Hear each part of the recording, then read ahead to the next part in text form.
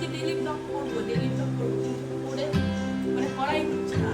তা আবারও চালু করেছি, ভেবেছি এখন থেকে ডেইলি না দিতে পারলে অন্তত 2 দিন পর পর দেখবো। আজকে থেকেই চালু করেছি। তো আশা করছি তোমরা পাশে থাকবে আর তোমাদের ভিডিওটা ভালো লাগবে। তো আজকে কি করছি, নর্মালি কিছু করবো, তো সেটাই তোমাদের সাথে শেয়ার করবো। তো চলো, যদি ভালো লাগে তাহলে অবশ্যই কমেন্ট করো, চ্যানেলটিকে সাবস্ক্রাইব করতে ভুলো না।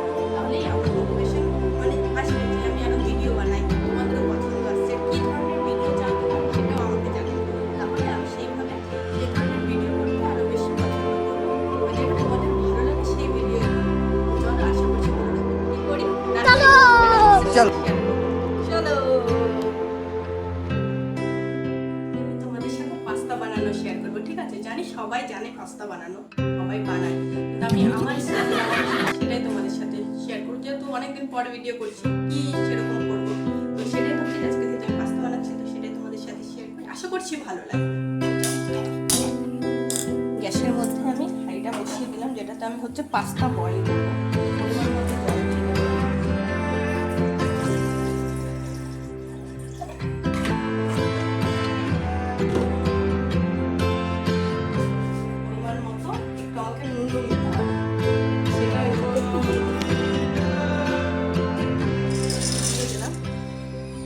পরিমাণ মতো একটু তেল, পেঁয়াজ আর লঙ্কা এই দুটো কেটে নেব। চলো, লঙ্কাটাও কেটে নেব।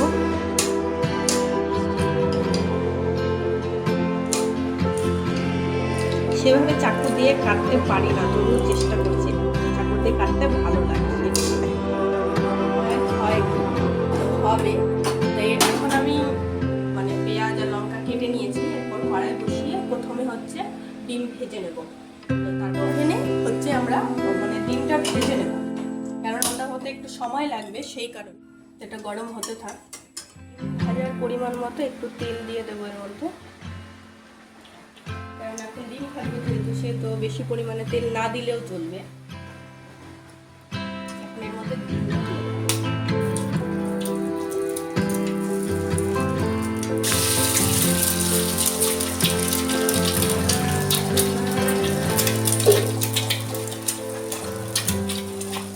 মতো একটু লবণ দিয়ে নেব।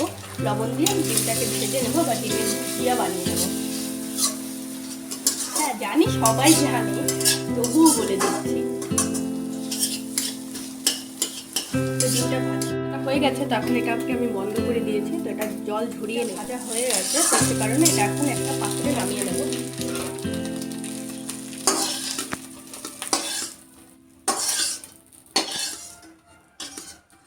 পাস্তার জলটা ঝরিয়ে নেব। এখানটায় জলটা ঝরতে থাক, যে পরিমাণে যতটুকুন জল আছে সেটা এখানটায় ঝরে যাবে। কড়াইতে আবার পরিমাণ মতন মানে পাস্তার যাতে ভাজা যায় সে পরিমাণে তেল দিয়ে দিলাম।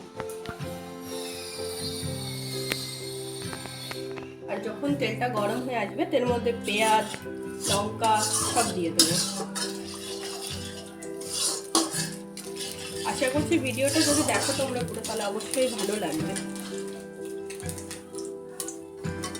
এখন এর মধ্যে পেঁয়াজ আর লঙ্কাগুলো দিয়ে দেবো।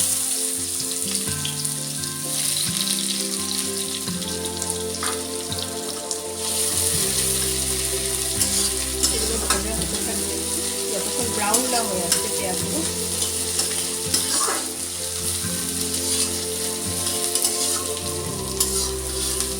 পেঁয়াজগুলো ব্রাউন হয়ে গেছে, তো এর মধ্যে আমি পাস্তাটাও দিয়ে দেবো। অনেকেই কি করে, পাস্তা হচ্ছে ঠান্ডা জল দিয়ে ধুয়ে দেয়, যাতে মানে পাস্তা হোক চাউমিন হোক ম্যাগি হোক ঠান্ডা জল দিয়ে দিয়ে ঝরঝরে হয়ে যায়, সেটাতে ভালো হয়।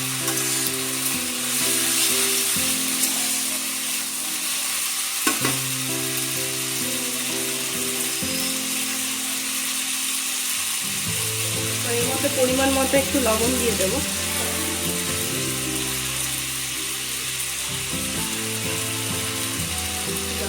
যে হিসাবে যতটা লাগে সেই হিসাব মতো, কেননা বেশি হয়ে গেলে তো আর ভালো লাগবে না খেতে, পরিমাপ হতে গেছে।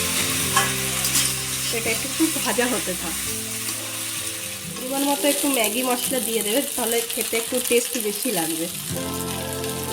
হলুদও দেয়, কিন্তু আমি সেটা পছন্দ করি না, একটু হলুদ হলুদ ব্যাপার হয়ে যায়।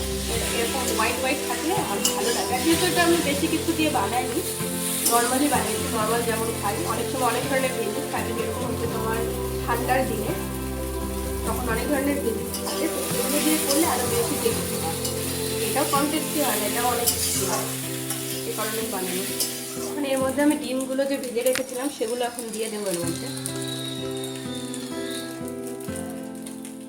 দিয়ে একটু আরেকটু ভাজা ভাজা করবো। আর আমার আরেকটা বিশেষ অভ্যাস আছে, যখন আমি রান্না করি তখন রান্না করতে করতে অনেক কিছু খেয়ে নিই, তার ফলে শেষ হয়ে যায়। সেটা আশা করছি অনেকেরই ক্ষেত্রে হয়। এখন এটা বন্ধ করে দেবো।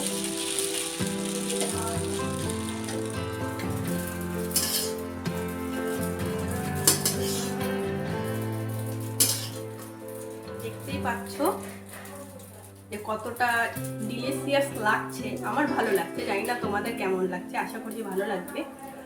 তো এর উপরে এখন কিষান কেচাপ দিয়ে নেবো, যাতে আর একটু টেস্টি লাগে, বেশি পরিমাণে কেচাপ দিয়ে নেবো। একটু টেস্ট করে দেখবো কেমন হয়েছে, আশা করছি ভালো লাগবে। আমি বানিয়েছি, আমার তো ভালো লাগছে। আমার যে ক্যামেরাম্যান আছে, এখন তাকে দিয়ে ক্যামেরাম্যানকে দিয়েছি, তো ক্যামেরাম্যানের থেকে রিভিউ নিব যে কেমন হয়েছে না হয়েছে। তো চলো ক্যামেরাম্যানকে দেখাই। কেমন হয়েছে ক্যামেরাম্যান? ভালো ভালো হয়েছে। ভিডিওটা এতটুকুনি, আশা করছি তোমাদেরও সবারও ভালো লাগবে। যদি ভালো লেগে থাকে লাইক কমেন্ট সাবস্ক্রাইব করতে ভুলো না। তো পাশে থেকো। টাটা, আজকের মতো।